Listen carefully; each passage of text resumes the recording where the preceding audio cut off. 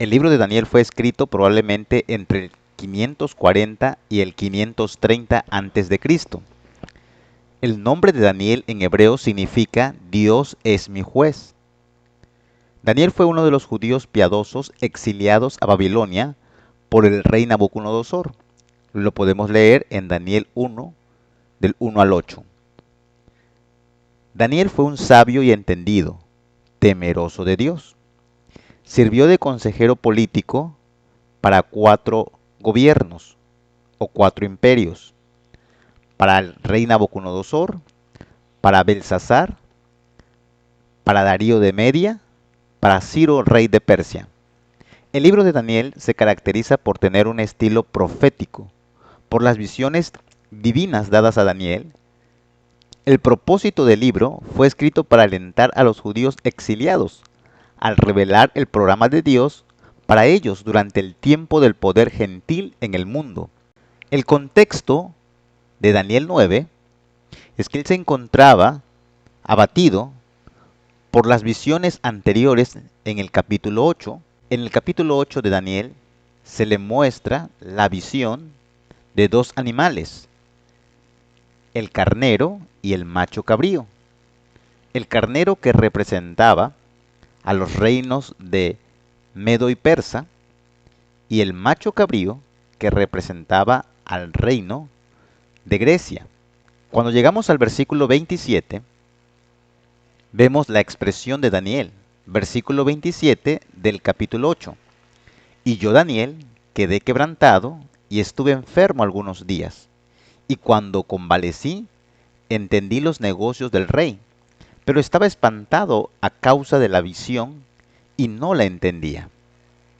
De esta manera, pasamos al capítulo 9 y leemos: en el año primero de Darío, hijo de Asuero, de la nación de los Medos, que vino a ser rey sobre el reino de los Caldeos, en el año primero de su reinado, yo, Daniel, miré atentamente a los libros, el número de los años de que habló Jehová al profeta Jeremías, que había de cumplirse las desolaciones de Jerusalén en 70 años. Daniel se encontraba estudiando las palabras de Dios por medio del profeta Jeremías. Podemos leer Jeremías capítulo 25, versículo 11. Toda esta tierra será puesta en ruinas y en espanto, y servirán estas naciones al rey de Babilonia 70 años. Era el castigo que Dios les daría a los judíos por haber descuidado sus mandamientos. También podemos leer en Jeremías capítulo 29, versículo 10. Porque así dijo Jehová: cuando en Babilonia se cumplan los 70 años, yo os visitaré y despertaré sobre vosotros mi buena palabra, para haceros volver a este lugar. Dios estaba estableciendo el tiempo preciso y exacto en que pasarían los judíos exiliados en Babilonia por causa de haber quebrantado los mandamientos de Dios. Daniel entonces se encontraba en una situación complicada. Quería saber más sobre las visiones. Tanto fue su deseo que buscó a Dios en oración, confesión y súplica. Y es ahí precisamente la condición de Daniel, humillado ante Dios, cuando recibe la respuesta. Dios envía a un mensajero de nombre Gabriel y podemos leerlo en el capítulo 9, versículo 20 al 23.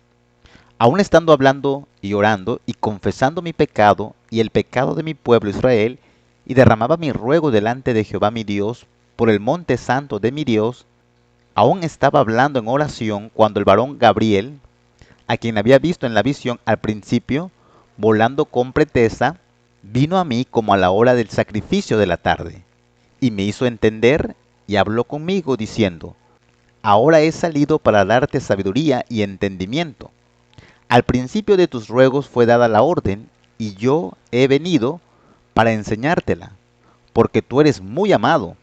Entiende, pues, la orden y entiende la visión. Daniel obtuvo respuestas de parte de Dios debido a que humilló su espíritu, buscándole en oración, confesando sus pecados, y porque él era muy amado. Ahora tenemos la profecía de las 70 semanas en los versículos 24 al 27. En el versículo 24 tenemos el tiempo determinado. Dice la escritura, 70 semanas están determinadas. Eusebio de Cesarea dice lo siguiente: la profecía de las 70 semanas es la más importante porque en ella se especifica el tiempo de la llegada del Mesías y de la obra de salvación eterna que traería. Esto quiere decir que la profecía es totalmente mesiánica, cristocéntrica. De la misma manera observa Guillermo Miguel Rufat, y cito, significa que son parte del plan de Dios y nada ni nadie las podrá cortar, extender o terminar. El término hebreo para 70 deriva del número 7 y significa literalmente un periodo de 7. Según Fernando de Seraví, las 70 semanas se refieren a años por tres razones. La primera, cuando el profeta desea referirse a días, lo afirma explícitamente como en Daniel capítulo 8, versículo 14. Usa la expresión 2300 tardes y mañanas. La segunda razón, el contexto inmediato. Son los 70 años de las desolaciones profetizadas por Jeremías. Y todos los exégetas y traductores entienden el plazo de las 70 semanas como de años, o sea, 490 años. Y la tercera razón, creo que es una de las más importantes, podemos leer en Levítico capítulo 25, del versículo 8 al 13. Y contarás 7 semanas de años, 7 veces 7 años, de modo que los días de las 7 semanas de años vendrán a serte 49 años. Aquí tenemos entonces el tiempo en años, como Dios se lo había dado al pueblo de Israel. También en 2 de Crónicas capítulo 36-21 leemos, para que se cumpliese la palabra de Jehová por boca de Jeremías, hasta que la tierra hubo gozado de reposo, porque todo el tiempo de su asolamiento reposó, hasta que los 70 años fueron cumplidos. Así que el contexto es importantísimo. Daniel estaba estudiando al profeta Jeremías y 70 años se les había dado por causa de que ellos no habían respetado el mandamiento de reposar la tierra cada 7 años, como lo había establecido el Señor Dios en Levítico capítulo 25, versículo 8 al 13. La segunda división del versículo 24 del capítulo 9 de Daniel es el lugar específico. La profecía es dirigida a un lugar y área local. En el versículo 24 leemos, sobre tu pueblo y sobre tu santa ciudad. Recordemos que el ángel está hablando con Daniel, quien era judío. Daniel entendía que su pueblo era el pueblo judío, el pueblo de Israel, y sobre la santa ciudad se refería a Jerusalén. Podemos leerlo en Zacarías capítulo 8, versículo 3. Así dice Jehová, yo he vuelto a Sión y moraré en medio de Jerusalén. Y Jerusalén se llamará ciudad de la verdad, y el monte de Jehová de los ejércitos, monte de santidad. Tenemos entonces el tiempo específico, el lugar específico. La tercera división del versículo 24 son los propósitos definidos. Dentro del tiempo de las semanas debían ocurrir ciertos hechos relacionados con la venida y la muerte del Mesías. Como observa Edward Young, son 6 los propósitos definidos y se dividen en 2 grupos de 3. negativos y positivos. Dice Edward, negativos en el único sentido de que quitan algo que se interpone entre Dios y el hombre, es decir, rebelión, pecado, iniquidad. Los negativos que observamos en el texto son los primeros tres. Terminar con la prevaricación, poner fin al pecado, expiar la iniquidad. Y los propósitos positivos son traer la justicia perdurable, sellar la visión y la profecía, ungir al santo de los santos.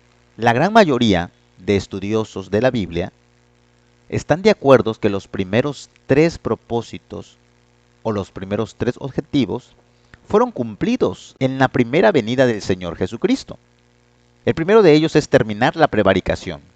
El término deriva de un verbo hebreo que se traduce transgredir e involucra básicamente el quebrantamiento de las reglas religiosas o civiles. Es la actitud característica del hombre pecador y rebelde a Dios. El segundo propósito es poner fin al pecado. La palabra traducida pecado significa errar al blanco, equivocarse, no alcanzar la meta. Indica una acción objetivamente errónea y contraria a la voluntad de Dios. Y el tercer propósito es expiar la iniquidad. El verbo empleado significa hacer reconciliación y proviene de una palabra hebrea que también significa rescate. Estos tres propósitos los podemos encontrar en el Nuevo Testamento. Dice la Escritura en Mateo capítulo 1, versículo 21, y dará a luz un hijo, y llamará su nombre Jesús, porque él salvará a su pueblo de sus pecados. Tito 2:14, quien se dio a sí mismo por nosotros para redimirnos de toda iniquidad y purificar para sí un pueblo propio, celoso de buenas obras. Y en Hebreos 9:15 leemos, así que por eso es mediador de un nuevo pacto, para que interviniendo muerte, para la remisión de las transgresiones que había bajo el primer pacto, los llamados reciban la promesa de la herencia eterna. Estos tres primeros propósitos, la gran mayoría de estudiosos afirman que ya han sido completados con la obra del Mesías. Sin embargo, muchos de ellos dicen que los tres últimos propósitos dados en el versículo 24 se cumplirán hasta el final de los tiempos, es decir, hasta el final de la semana 70, que para ellos aún no ha terminado. Pero veremos, por medio de este estudio, que los tres propósitos primeros sí están terminados de la misma manera que están terminados los tres propósitos restantes. Comencemos entonces por justicia perdurable. En el Nuevo Testamento la palabra justo y justicia se aplican de manera especial al que hace la voluntad de Dios. Esta voluntad fue cumplida en una forma perfecta y definitiva por Jesucristo. Jesús vino para cumplir toda justicia, para cumplir la ley de Dios. Jesús cumplió cabalmente a la perfección la ley divina. En resumen, la clase de justicia que Jesús vino a traer no es provisional o pasajera, sino la misma justicia eterna, es decir, justicia perdurable, tal como le fuera profetizado a Daniel. Romanos capítulo 3 del 21 al 26. Usted puede terminar la cita. Pero ahora, aparte de la ley, se ha manifestado la justicia de Dios, testificada por la ley y por los profetas. La justicia de Dios por medio de la fe en Jesucristo para todos los que creen en Él. Romanos 5:17. Pues si por la transgresión de uno solo reinó la muerte, mucho más reinarán en vida por uno solo, Jesucristo, los que reciben la abundancia de la gracia y del don de la justicia. Segunda a los Corintios, capítulo 5, versículo 21. Al que no conoció pecado, por nosotros lo hizo pecado, para que nosotros fuésemos hechos justicia de Dios en él. Romanos 14, 17. Porque el reino de Dios no es comida ni bebida, sino justicia y paz y gozo en el Espíritu Santo. Son innumerables los textos que apuntan a que ya tenemos la justicia perdurable por medio de la muerte, sepultura y resurrección de Cristo. Tenemos una justicia que no es provisional ni pasajera, sino que es una justicia eterna en Cristo. Todos aquellos que hemos creído en Jesucristo, somos justificados, somos declarados justos, como si nunca hubiéramos pecado, y esa justicia es perdurable porque es para siempre. Al igual como el regalo de la vida eterna no se acaba, así también la justicia es perdurable. El quinto propósito es sellar la visión y la profecía. Algunos también objetan diciendo que todavía esto no se ha cumplido. Pero veamos lo que la Escritura dice. El profeta es uno señalado, llamado por Dios para hacer expresión de su voluntad y de sus juicios y promesas. Cristo Jesús, pues, tuvo esa función de un verdadero profeta del Antiguo Testamento. Leemos en Lucas capítulo 4, versículos 20 y 21. Y enrollando el libro, lo dio al ministro y se sentó. Y los ojos de todos en la sinagoga estaban fijos en él. Comenzó a decirles: hoy se ha cumplido esta escritura delante de vosotros. Lucas 18:31. Tomando Jesús a los 12, les dijo: he aquí, subimos a Jerusalén, y se cumplirán todas las cosas escritas por los profetas acerca del Hijo del Hombre. Lucas 24, 25 al 44, usted puede leer la cita completa. Estas son las palabras que os hablé, estando aún con vosotros, que era necesario que se cumpliese todo lo que está escrito de mí en la ley de Moisés, en los profetas y en los salmos. Cristo Jesús, pues, venía a sellar la visión y la profecía en su ministerio público. Él era el profeta que se le había prometido al pueblo de Israel que Dios levantaría. Así que Él es el que venía a sellar la visión y la profecía. Todas aquellas visiones y profecías que hablaban acerca del Mesías, Jesús dejó establecido que se habían cumplido en él, desde los escritos de Moisés, pasando por los profetas hasta los salmos. Él era el cumplimiento de la profecía. Así que este quinto propósito también fue cumplido con Jesucristo en su primera venida. El sexto y último propósito que menciona el versículo 24, podemos ver que era ungir al Santo de los Santos. Literalmente se traduce Santo de los Santos. En el antiguo Israel se ungían las cosas sagradas del templo. También se ungían a reyes, profetas y sacerdotes, pero nunca se ungía el edificio del templo. No hay ni una sola referencia indiscutible a un edificio del templo en el antiguo Israel que fue ungido.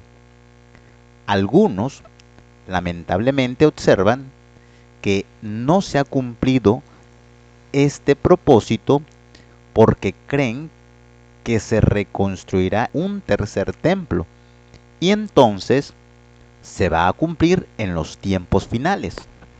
Pero veremos que esto no es así, porque la Biblia enseña quién es el Santo de los Santos. La Biblia latinoamericana también lo traduce y se ha ungido el Santísimo. Y la Biblia textual tercera edición lo traduce y ungir al Santo de los Santos. Hay versiones que dicen lugar santo. Sin embargo, la traducción más acertada es Santo de los Santos, no refiriéndose al lugar, sino más bien a una persona. Un comentarista observa: aun cuando la expresión santísimo pueda considerarse ambigua, es decir, dada a varias interpretaciones, no existe ninguna base exegética para suponer que el pasaje habla de la unción de un templo. Por el contrario, nótese el siguiente paralelismo, ya que Mesías significa ungido. En el versículo 24 tenemos ungir al Santo de los Santos. En el versículo 25 leemos hasta el ungido príncipe. Y en el versículo 26 dice, el ungido será cortado. El único ungido que menciona la profecía es el ungido príncipe. Es natural y evidente que la unción debe referirse a él. Recuerde que en griego Cristo es ungido y en hebreo Mesías o Mesías es ungido. Ese título es aplicado únicamente en las Escrituras a Jesucristo. Aquí significa la consagración o designación de nuestro bendito Señor, el Santo de Israel, para ser el profeta, sacerdote y rey de la humanidad. Podemos observar que exegéticamente es mejor decir el Santo de los Santos y no el lugar santísimo, como lo traducen algunas versiones.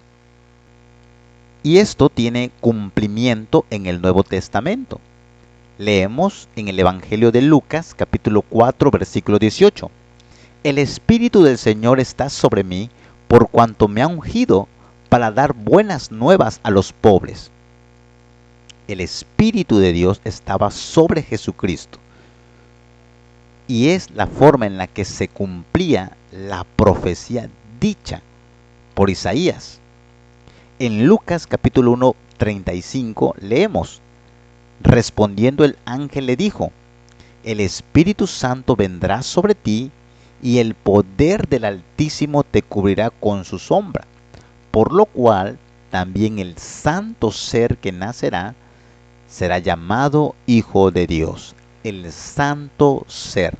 Él era el santo de los santos y quien fue ungido. En Marcos capítulo 1, 23 y 24 leemos: pero había en la sinagoga de ellos un hombre con espíritu inmundo que dio voces diciendo: ah, ¿qué tienes con nosotros, Jesús Nazareno? Has venido para destruirnos. Sé quién eres, el Santo de Dios. Los demonios entendían que Jesús era el Santo de Dios, por lo cual su sola presencia los atormentaba. En Hechos capítulo 4, versículo 27 al 28 leemos: porque verdaderamente se unieron en esta ciudad contra tu santo Hijo Jesús, a quien ungiste. Primera parte. Y en Hechos capítulo 10, 37 y 38 leemos: vosotros sabéis lo que se divulgó por toda Judea, comenzando desde Galilea, después del bautismo que predicó Juan, cómo Dios ungió con el Espíritu Santo y con poder a Jesús de Nazaret, y cómo éste anduvo haciendo bienes y sanando a todos los oprimidos por el diablo, porque Dios estaba con él.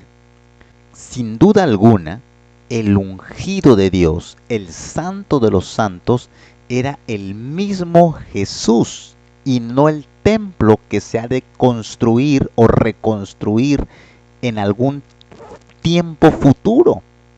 La profecía es mesiánica, la profecía es cristocéntrica y se refiere al Mesías, a Cristo, el ungido, el santo de los santos.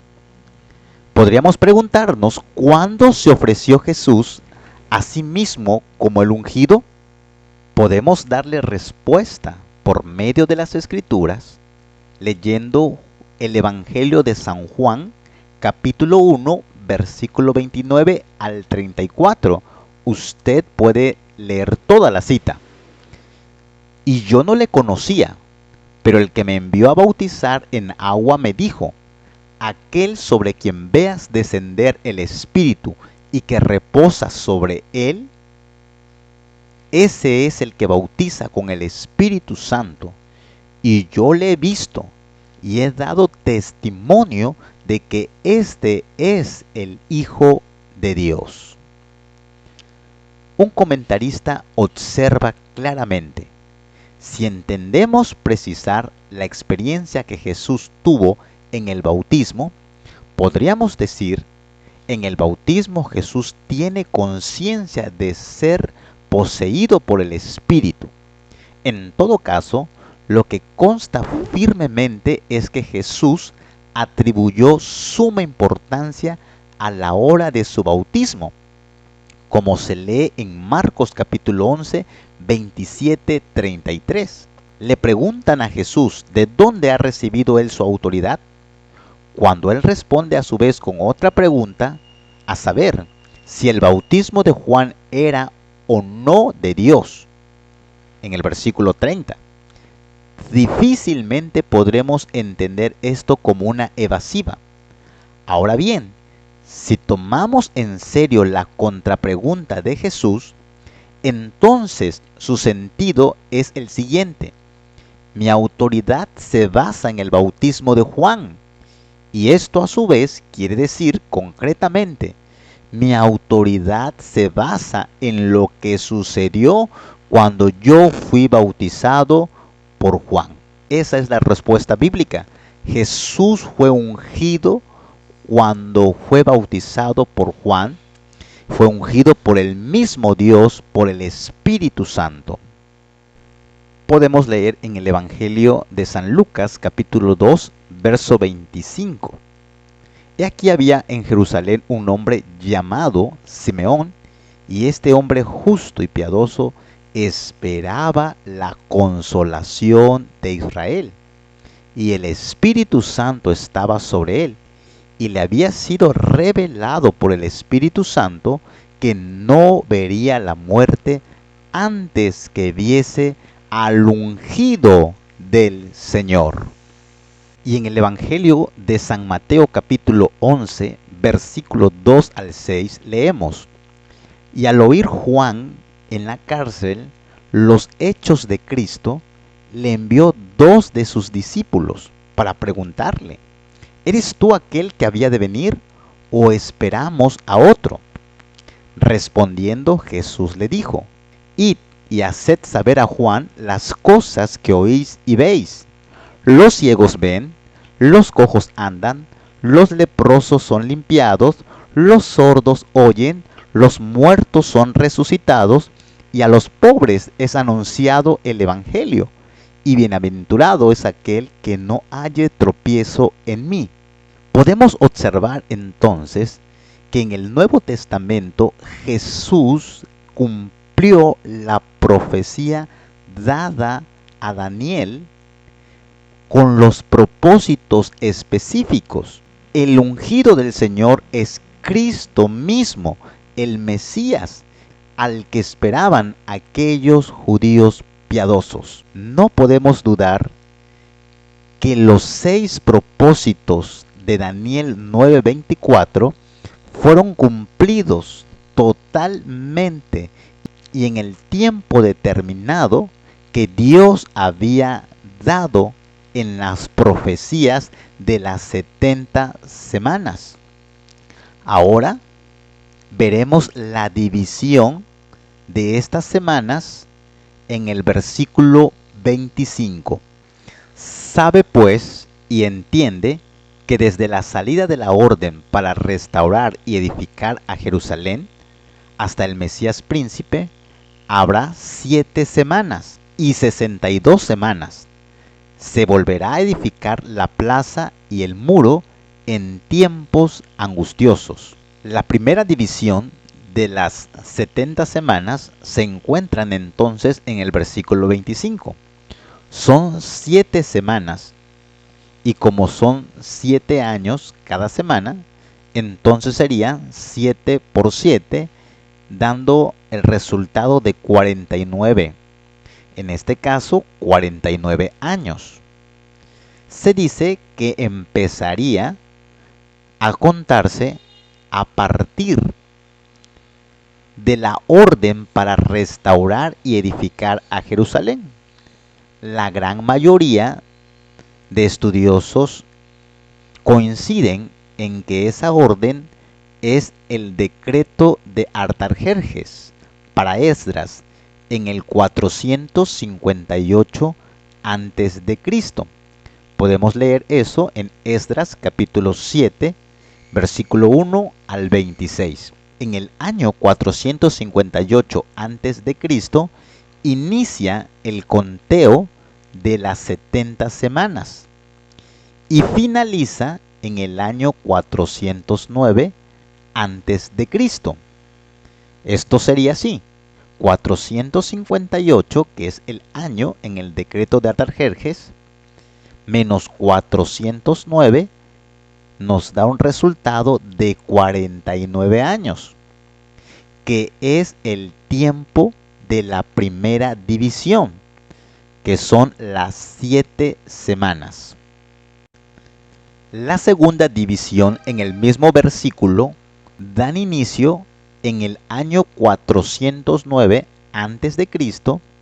y terminan en el año 26 después de Cristo con el ministerio del Mesías príncipe.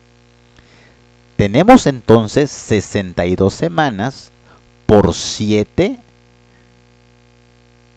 da una cantidad de 434, esto es 434 años.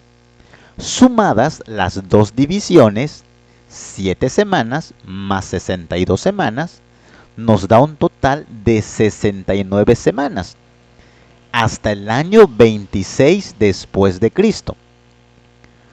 49 años más 434 años da un total de 483 años. Ese es el tiempo de las 69 semanas, 483 años. Podemos leer en el libro Las profecías de las 70 semanas, otro punto de vista de Fernando de Seraví. Podemos ver la explicación más detallada en su libro. Y también en el libro de Guillermo Miguel Ruffat, Una confrontación al dispensacionalismo pretribulacionista. Podemos leer en el Evangelio de San Lucas, capítulo 3, versículo 1 al 3. Usted puede terminar la cita. En el año 15 del imperio de Tiberio César, siendo gobernador de Judea Poncio Pilato y Herodes, tetrarca de Galilea. En el Evangelio de Lucas, capítulo 3, 23, se nos da el año que tenía Jesús cuando inicia su ministerio. Jesús mismo, al comenzar su ministerio, era como de 30 años.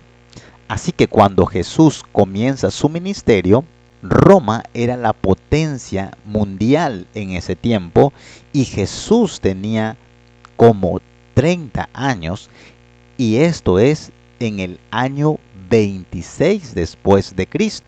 Algunos comentaristas futuristas creen que la semana 69 ya se ha cumplido en la historia y dicen algo como esto: esto deja todavía un 7 por cumplirse. La mayoría de los eruditos creen que ahora estamos viviendo una enorme brecha entre la semana 69 y la semana 70. El reloj profético se ha pausado.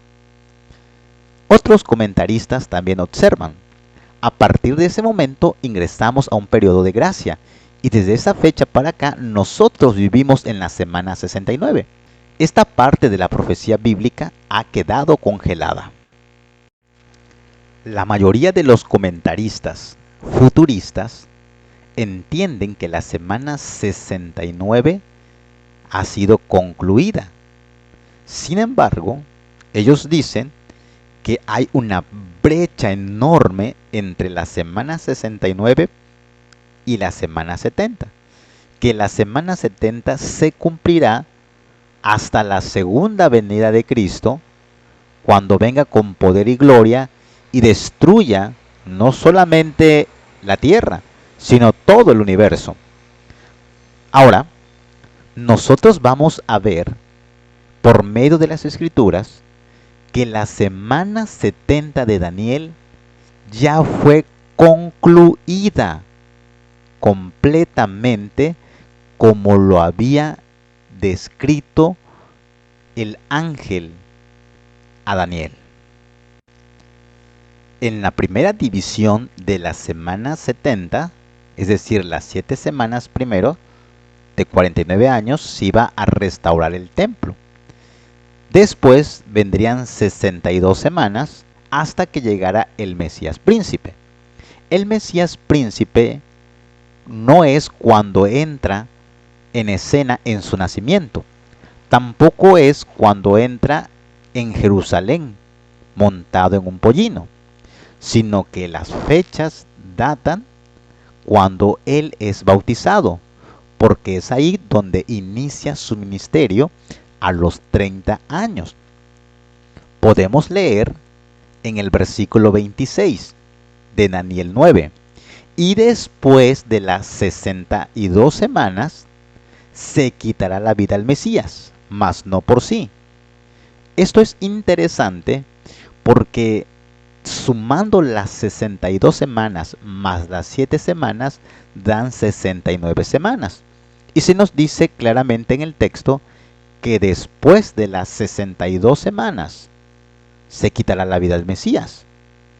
También leemos en el versículo 27: por otra semana confirmará el pacto con muchos. A la mitad de la semana hará cesar el sacrificio y la ofrenda. Aquí puede ser algo confuso para la gran mayoría de intérpretes, pensando que es una semana que se va a añadir, porque el versículo 27 dice por otra semana.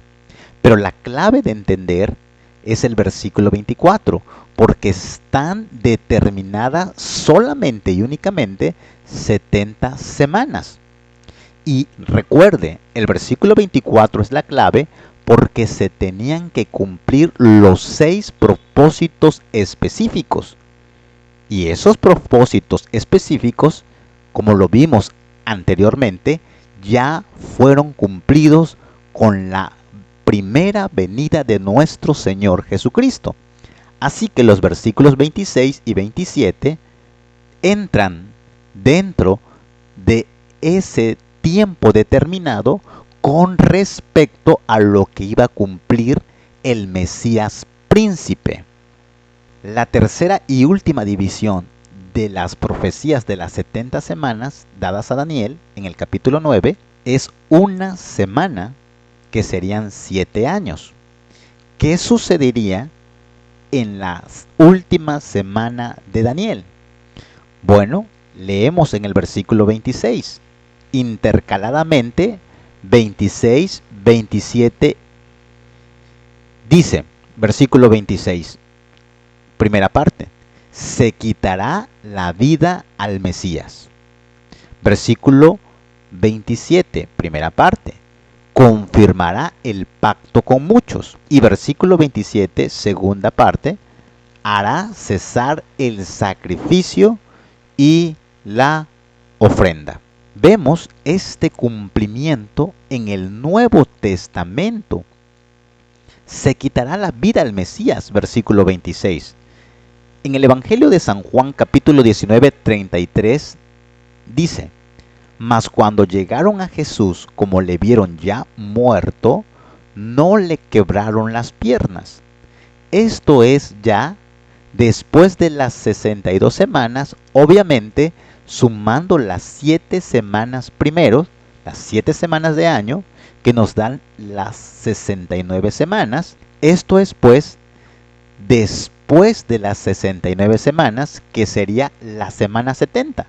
En la semana 70 se quitaría la vida al Mesías. Es lo que dice la profecía. Y se cumplió en San Juan 19:33. Confirmará el pacto con muchos. Los futuristas ven aquí al anticristo. Dicen que es el anticristo el que va a firmar un pacto con Israel, 3 años y medio de paz y 3 años y medio de gran tribulación. Pero la Biblia nunca menciona de alguien haciendo un pacto con Dios o con Israel. El que hace los pactos es el Dios mismo. Dios es el Dios de pactos. Él hizo el pacto con Noé. Él hizo el pacto con Abraham. Él hizo el pacto con David. Es él mismo Jesús quien confirmaría el pacto. Leemos en San Mateo capítulo 26, 28. Porque esto es mi sangre del nuevo pacto, que es derramada por muchos para el perdón de los pecados. Y en la semana 70, dice el versículo 27, que hará cesar el sacrificio y la ofrenda.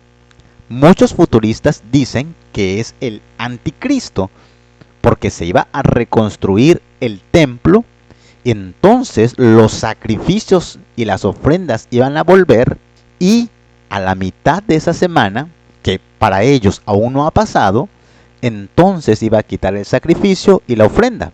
Pero esto no es así, porque leemos en la carta a los Hebreos, capítulo 10, versículo 8 al 14, diciendo primero, sacrificio y ofrenda y holocaustos y expiaciones por el pecado no quisiste, ni te agradaron, las cuales cosas se ofrecen según la ley. Y diciendo luego, he aquí que vengo, oh Dios, para hacer tu voluntad. Quítalo primero para establecer esto último. En esta voluntad somos santificados mediante la ofrenda del cuerpo de Jesucristo, hecha una vez para siempre. Ciertamente todo sacerdote está día tras día ministrando y ofreciendo muchas veces los mismos sacrificios, que nunca pueden quitar los pecados. Pero Cristo, habiendo ofrecido una vez para siempre un solo sacrificio por los pecados, se ha sentado a la diestra de Dios. De ahí en adelante, esperando hasta que sus enemigos se han puesto por estrados de sus pies. Porque con una sola ofrenda hizo perfectos para siempre a los santificados. El Mesías príncipe es quien puso fin a la ofrenda y al sacrificio, no el anticristo. La Biblia nos dice, en otras traducciones, que era el sacrificio y la ofrenda de cereal.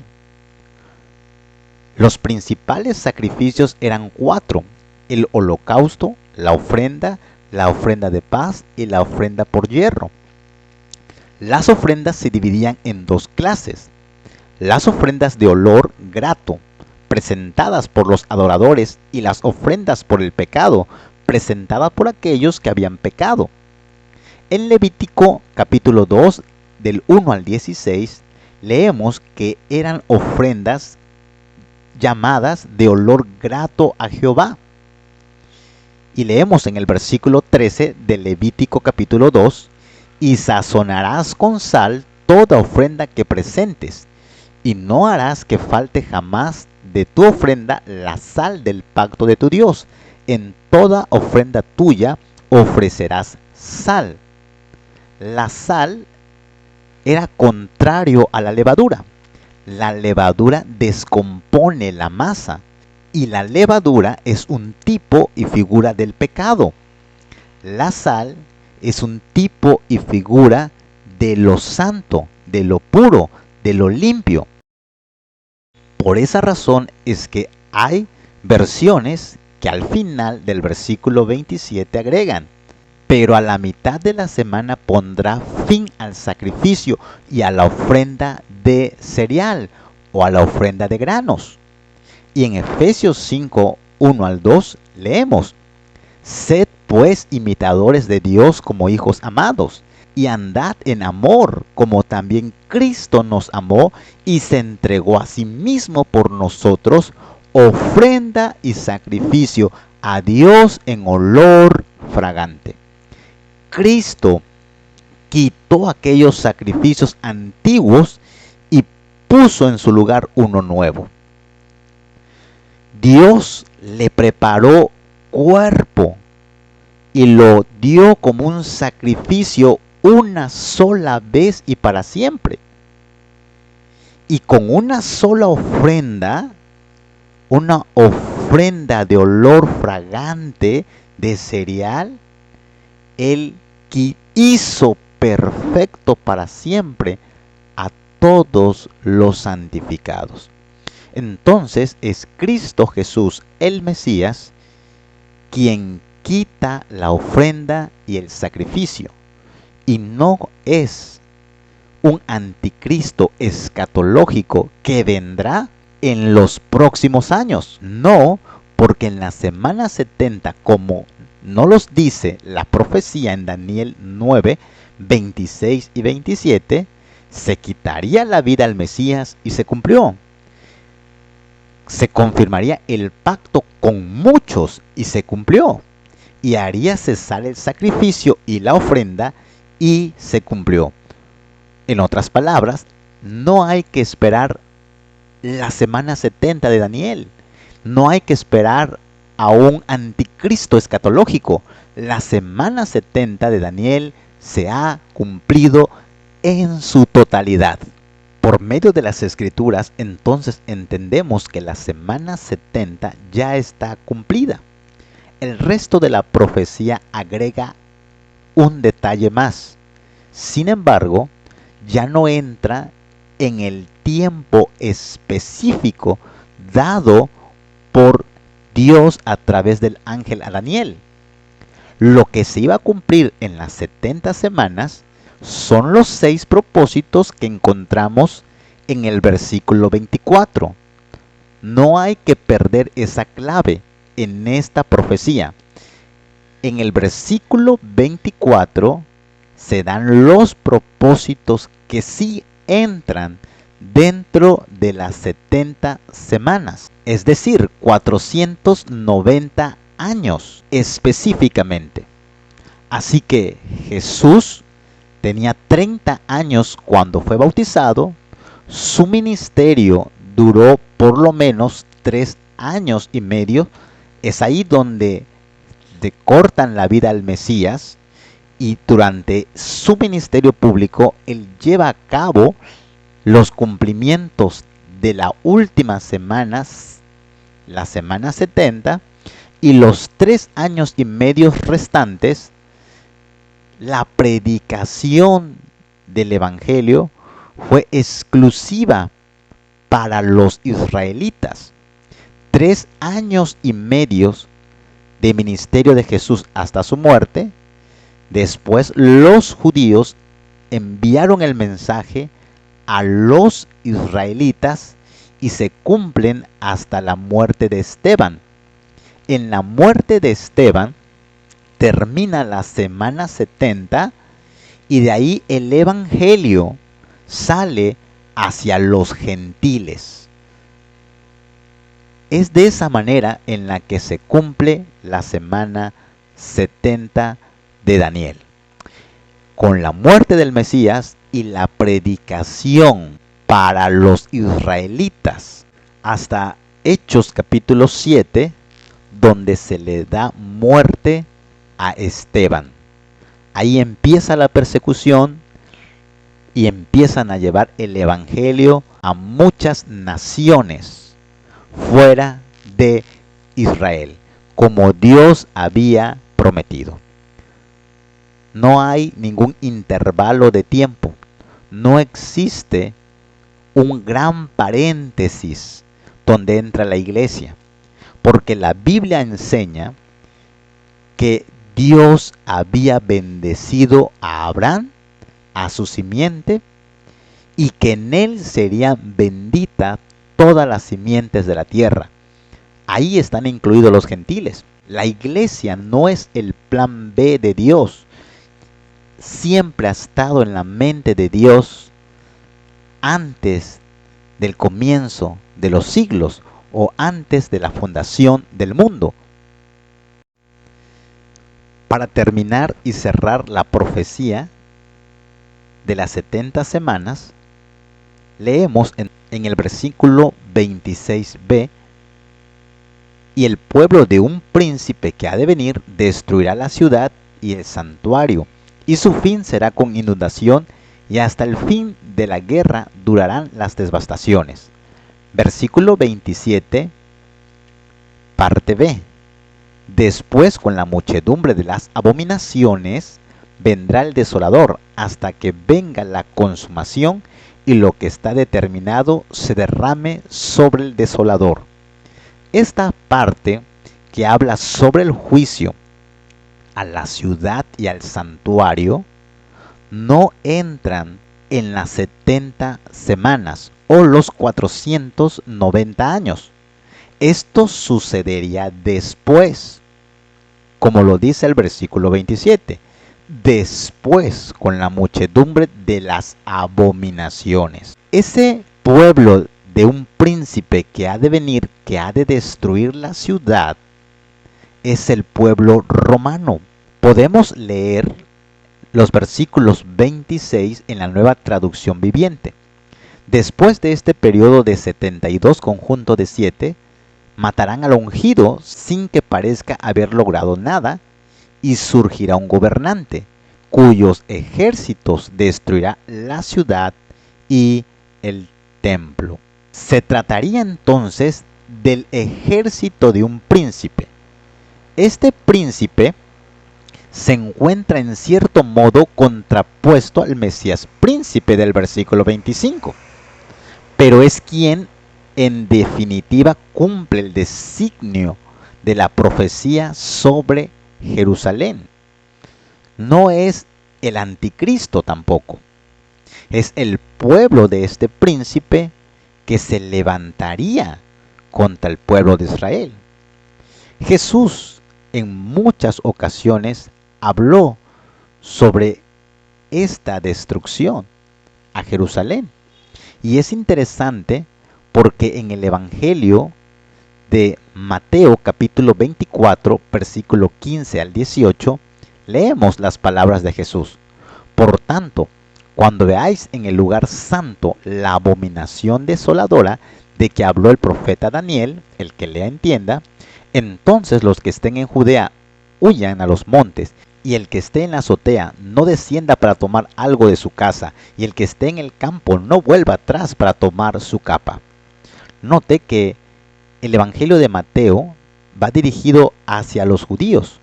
Por eso ellos entendían las expresiones del lugar santo y la abominación desoladora de la que habló el profeta Daniel. Pero en el Evangelio de San Lucas, capítulo 21, 20 al 21, leemos: pero cuando viereis a Jerusalén rodeada de ejércitos, sabed entonces que su destrucción ha llegado. Entonces los que estén en Judea huyan a los montes, y los que en medio de ella váyanse, y los que estén en los campos no entren en ella. Esta es pues una cita paralela junto con Marcos capítulo 13, 14 al 16, donde se lee: pero cuando veáis la abominación desoladora de que habló el profeta Daniel. Lucas, quien era el médico amado y era griego, no usa las expresiones como Mateo y Marcos, quienes eran judíos. Así es pues como entendemos que Daniel habló de esa abominación y se refería a lo que Jesús dijo: rodeada de ejércitos. El ejército romano, dirigido por el futuro emperador Tito Flavio Vespasiano, sitió y conquistó la ciudad de Jerusalén, que había estado ocupada por sus defensores judíos desde el año 66. La ciudad y su importante templo fueron destruidos en el año 70. No debemos confundirnos entonces con la destrucción del templo dado en el año 70, pensando que por esa razón la profecía no se había cumplido en su totalidad. Pero la clave nuevamente es el versículo 24. Las 70 semanas estaban determinadas para cumplir los 6 propósitos específicos. Pero después de la muerte del Mesías, los judíos incrédulos siguieron matando animales, ofreciéndolos en sacrificios, pero para Dios esto ya era repugnante, ya no era avalado por Dios.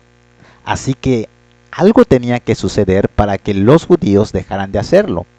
Y en la profecía dada a Daniel decía del juicio que vendría tiempo después que se cumplieran los objetivos específicos del versículo 24. Es decir, aproximadamente 40 años después de la muerte, sepultura y resurrección de nuestro Señor Jesucristo. Es así como entendemos que la semana 70 de Daniel fue cumplida en su totalidad. Y posteriormente vendría la desolación a Israel en el año 70. Así lo predijo Jesús, así se le dijo por medio de Gabriel a Daniel, y así sucedió. No esperamos la semana 70, pues la semana 70 ya está concluida.